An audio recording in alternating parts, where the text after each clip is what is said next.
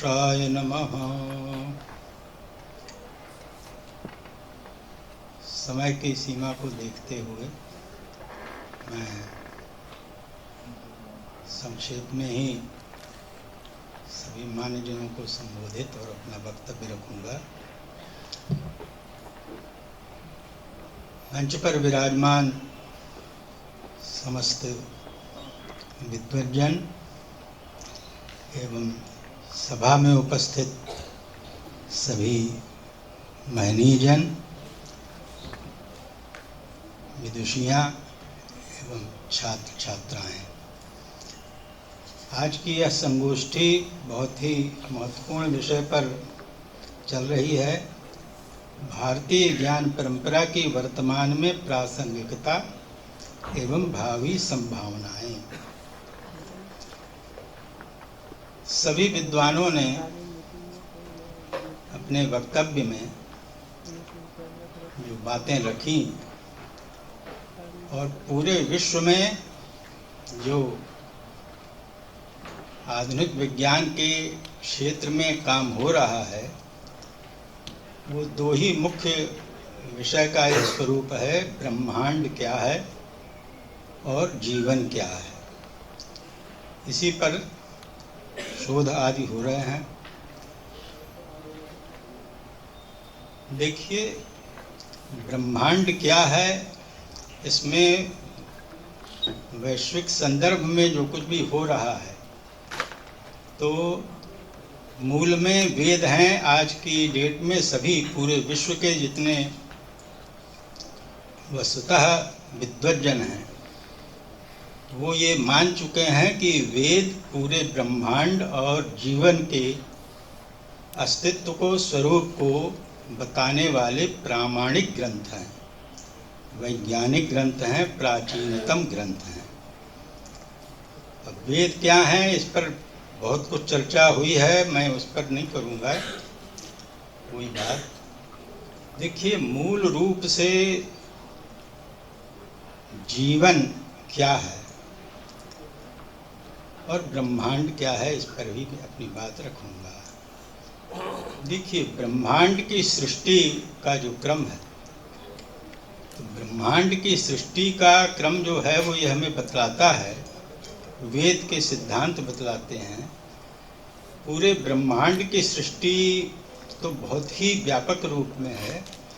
जो हमारे जीवन का क्षेत्र है, हमारे जीवन का क्षेत्र कितना है, पृथ्वी, अंतरिक्ष और द्युलोक, ये तीन लोक जो हैं पूरे ब्रह्मांड की सृष्टि के अंतर्गत उत्पत्ति और विनाश, ये क्रम अलग अलग क्रम में होते हैं।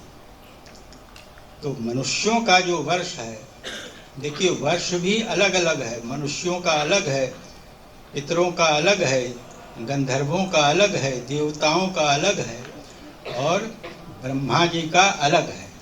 ये वर्ष भी अलग अलग हैं। हम लोगों का जो वर्ष है, एक वर्ष 360 दिन का क्रम है, वह मनुष्य वर्ष है। पितरों का दिन को क्रम में चलिए तो 24 घंटे का हम लोगों का दिन है। पितरों का 15 दिन का क्रम है। देवताओं का 1 महीने का 1 दिन, ऐसा क्रम है। नहीं, पितरों का जो है 1 महीने का है, 15 दिन दिन रहेगा, 15 दिन रात्रि, कृष्ण पक्ष शुक्ल पक्ष। फिर देवताओं का जो है वह अयन के क्रम में, दक्षिणायन उत्तरायण। तो हम लोगों का जो है वह जो एक वर्ष का क्रम है, वो देवताओं का 1 दिन है। तो अब उधर का विस्तार में नहीं बताऊंगा, मैं ये बताने जा रहा हूँ मनुष्य का वर्ष जो है उस क्रम में वेद बतलाते हैं कि कल्प से कल्पांत तक सृष्टि का क्रम है। पृथ्वी, द्युलोक, पृथ्वी, अंतरिक्ष, द्युलोक, ये 3 जो हैं लोकों की सृष्टि, और इसमें मनुष्य आदि का जो उत्पत्ति आदि का क्रम है, यह एक कल्प से एक कल्प के अंत तक होता है। अब ये कल्प क्या है, तो कल्प का समय समझ लीजिए कि ये कलयुग चल रहा है। कलयुग का जो मनुष्य वर्ष का काल है 4,32,000 वर्ष मनुष्य का जो है वर्ष से एक कलयुग का समय है। द्वापर का इससे दुगना है 4,64,000। फिर त्रेता फिर इससे तिगुना हो गया और सतयुग इससे चौगुना। तो ये चौगुना वर्ष जो है ये चतुर्युगी कहलाता है। सतयुग, त्रेता, द्वापर, कलयुग ये चतुर्युगी कहलाते हैं। और ये चतुर्युगी एक कल्प समय के अंतर्गत 1000 बार जब होते हैं, 1000 बार जब यह चतुर्युगी का क्रम परिवर्तित माने आवर्तन के क्रम में होता है, तब एक कल्प काल पूरा होता है। और उस कल्प काल में ये सृष्टि जो चल रही है उसका समापन होगा, प्रलय का क्रम चलेगा। और वो भी प्रलय ये 3 जो मैं बता रहा हूँ, पृथ्वी, अंतरिक्ष, दिलोक। अभी ब्रह्मांड छोड़ दीजिए, वो तो उसकी चर्चा करेंगे तो एक दिन भर लग जाएगा, उसकी चर्चा पूरी नहीं हो पाएगी। तो संक्षेप में कहने का मतलब है कि यह जो चतुर्युगी रूप कल्प 1000 वर्ष का कल्प है, इस कल्प का आरंभ अब इस समय वर्तमान में देखिए, जो हम लोग संकल्प लेते हैं, जो भी अनुष्ठान करते हैं ना, याग यागादि जो पूजा पाठ संकल्प लेते हैं, संकल्प में हम जब कहते हैं ये 28तम कलयुग है, यानी 28वां चतुर्युगी का कलिकाल चल रहा है। मैंने बताया ना कि वह जो क्रम चल रहा है उसमें 28वां ये चल रहा है कलयुग का क्रम।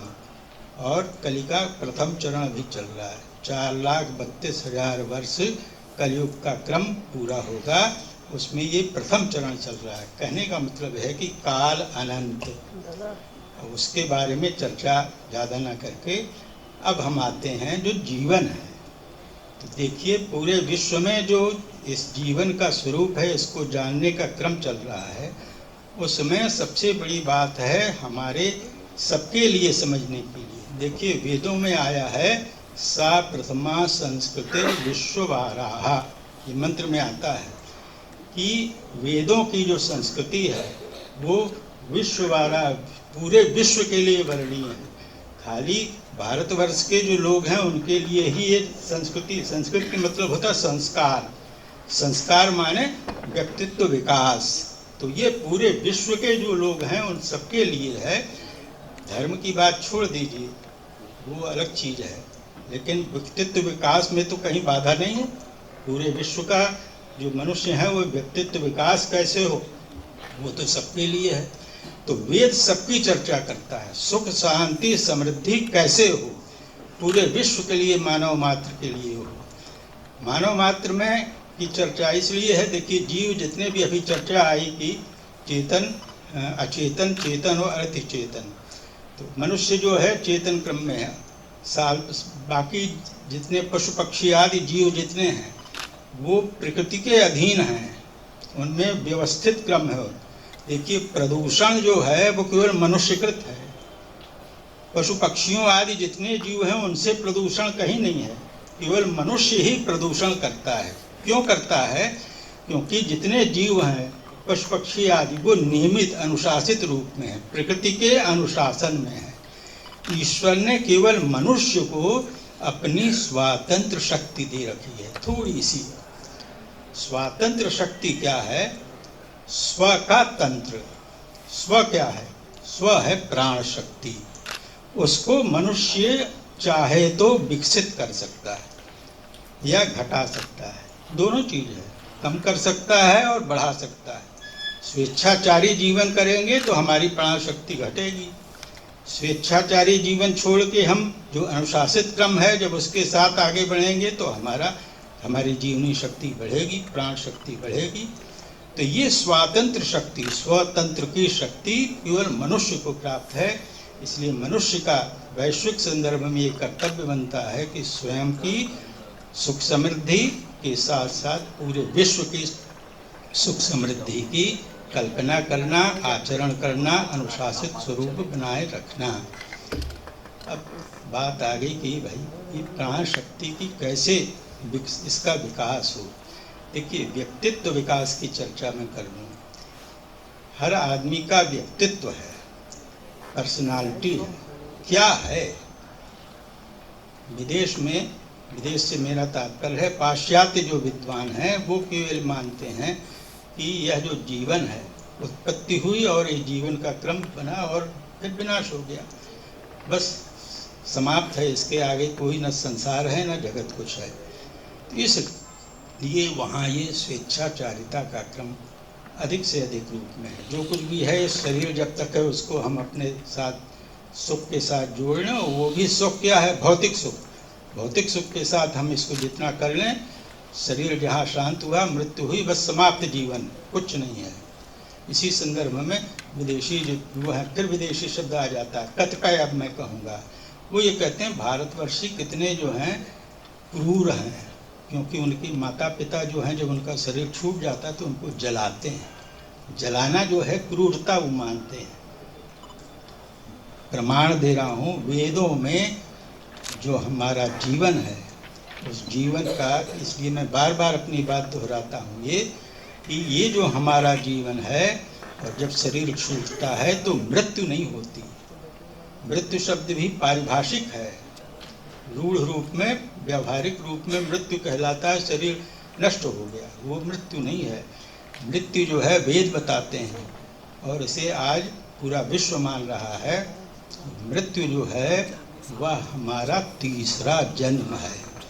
मनुष्य के 3 जन्म बतलाए गए हैं।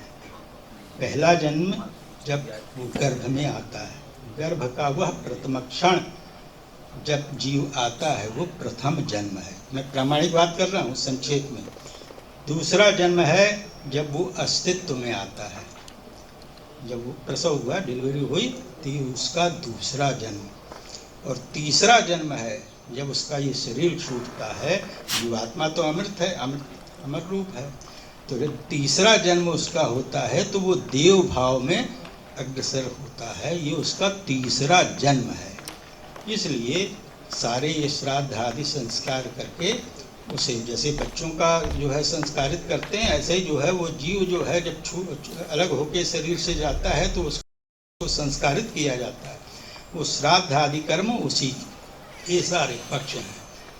मैं कई बार चर्चा कर सका हूँ। इंग्लैंड के हाई कोर्ट में 2007 का केस 2010 तक चला और उसमें यही बात रखी गई कि हमें अंत्येष्टि संस्कार का इंग्लैंड में अधिकार मिले। तो इंग्लैंड के हाई कोर्ट ने, वेद देखिए कितने प्रामाणिक वैज्ञानिक हैं, उन्होंने कहा वेद से आप प्रमाण दे दिए तो हम इस चीज़ को मान लेंगे।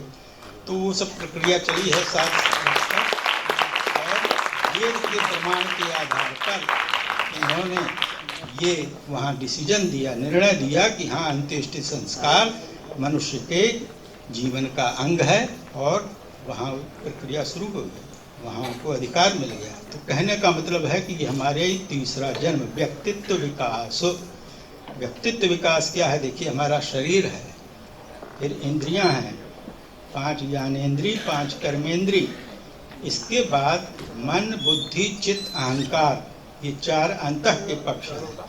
तो हम वेदों में जो हमारी संस्कृति है, जो व्यवस्था है, मैं वैश्विक संदर्भ में जो चर्चा उसके संदर्भ में बता रहा हूँ, कैसे व्यक्तित्व विकास हो और कैसे हमारा जीवन समृद्ध हो।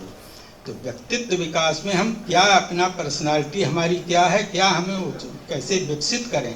तो हमारा शरीर है, फिर हमारी इंद्रियां हैं, 5 ज्ञानेंद्री, 5 कर्मेंद्री, फिर मन, बुद्धि, चित्त, अहंकार, ये अंतःकरण कहलाता है, इनर ऑर्गन। तो इस सबका विकास कैसे होगा? इस सबका विकास होगा तो हम अपनी स्व की जो प्राण शक्ति है उसका विस्तार करेंगे। ये स्वातंत्र शक्ति का जो है अत्यंत महत्वपूर्ण पक्ष है। कैसे हम स्व को, अपनी प्राण शक्ति को, लाइफ एनर्जी को विकसित कर सकते हैं।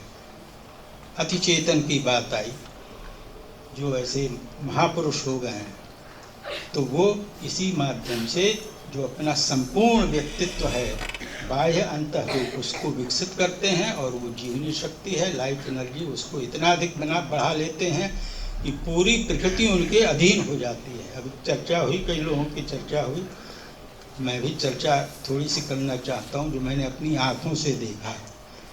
आनंदमयी माँ का संदर्भ मैं देना चाहता हूँ। आनंदमयी माँ अत्यंत परम साधिका थी और वो भक्तों को दर्शन देती थी और एकाएक दर्शन देते देते फिर भीतर विश्राम के लिए चली जाती थी। कुछ ऐसा क्रम बना जब जैसे कि एक समय आया कि हम लोगों को उन्होंने कहा ठीक है, एक काम उन्होंने दिया था कि जब भी हो तो हमसे मिल सकते हो। उस काम के लिए हम लोग संलग्न थे। काम जब हो गया तो गए दोपहर में, तो विश्राम कर रही थी। तो उनकी जो थी भक्तजन, उन्होंने कहा नहीं अभी तो नहीं मिलेंगे। हमने कहा माँ ने कहा है कि आने देना, जब भी आए आने देना, रोकना नहीं।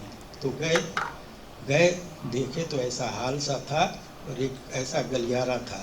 तो बैठ गए। उनकी जो शिष्याएँ थी उन्होंने कहा अभी माँ विश्राम कर रही हैं, अभी आएंगे। माँ लेटी थी तो हम वहीं से दूर से दिख रहा था, और लेटी हुई थी और अपने मुंह पर ऐसे कपड़ा ढके थे, जैसे वो लगा लेते हैं ना। लेटी हुई वहीं से कह रही हैं, बंगाली थी। तो अच्छा अभी बात करेगा, डरना नहीं। अभी बात करेगा तो ये तो बात समझ में आ रही है, डरना नहीं क्यों कह रही है। फिर उठ के आ गई, बैठ गई।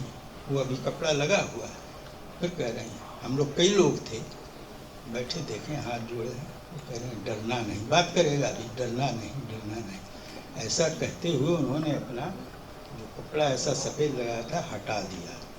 अगर हम लोग कई लोग ना होते और माँ अगर ये ना कहते कि डरना नहीं, तो सही में हम लोग डर जाते अकेले में। क्या था उनका अत्यंत सुंदर भव्य जो है शरीर था और चेहरा था, वह यहाँ से इतना लटका हुआ नीचे, जैसे दाढ़ी होती है ना साधुजनों की, तो उनका चेहरा ये ओंठ और ये नीचे का इतना लटका हुआ। देख के एकदम हम लोग अवाक। ये मैंने आँखों से देखा है और एक दो लोगों ने देखा है, दर्शन किया है, इसलिए मैं इसको बता रहा हूँ। वो जो तो स्वातंत्र शक्ति का जो विकास है, महापुरुषों का जो स्वरूप है, वो कैसे किया जा सकता है। तो वो उन्होंने कहा कि अच्छा डरना है, और वो ऐसे जैसे चबा रही हो, ऐसे करी हो, 5-7 सेकंड में एकदम सामान्य। उनका अच्छा हाँ बताओ क्या किया, ये बात बतलाई उनको। उनका अच्छा हाँ ये ठीक है। फिर उनका अच्छा अब हम सोने जाएगा, विश्राम करेगा। उनकी शिष्याओं ने ये बतलाया कि भक्तों को जो आशीर्वाद देने बाहर बैठती हैं, भक्तों का कष्ट सुनती हैं, वो कष्ट लेती हैं, और वो कष्ट लेकर वो स्वयं उसको अपने शरीर से सहन करती हैं। तो कष्ट जो है वो लिया भक्तजनों का स्वयं अपने में सहन करने के लिए, तो वो कष्ट का जो स्वरूप है वो इस प्रकार से उनको कष्ट देता है, उनको कष्ट होता है, लेकिन उसको सहन करती कहती नहीं। तो कहने का मतलब है कि अति चेतन की स्थिति, महापुरुषों की स्थिति, पूर्णता की स्थिति एक व्यक्तित्व विकास की स्थिति है, वो सबके साथ जुड़ी हुई है। और वह वेदों में चर्चा है खान पान की। भक्ष्य वही है, भक्ष्य माने भक्षण योग, खाने योग्य वही है जिसमें चेतना शक्ति है। तो हम चेतना शक्ति हैं कि एक अंश हैं, और जो कुछ पदार्थों में वो चेतना शक्ति अधिक से अधिक है, वही भक्ष्य के लिए बताई गई है। तो ये भक्ष्य का सब विज्ञान है, और इस क्रम में हम अपने जीवन को समृद्ध कर सकते हैं, पूरे विश्व को समृद्ध कर सकते हैं, सुख शांति के साथ जोड़ सकते हैं। पूरे विश्व में काम हो रहा है। सामयिक चर्चा आई तो मैं एक संदर्भ बता देता हूँ। देखिए जो अध्यात्म क्या है, उस अध्यात्म के लिए 89 की बात बता रहा हूँ।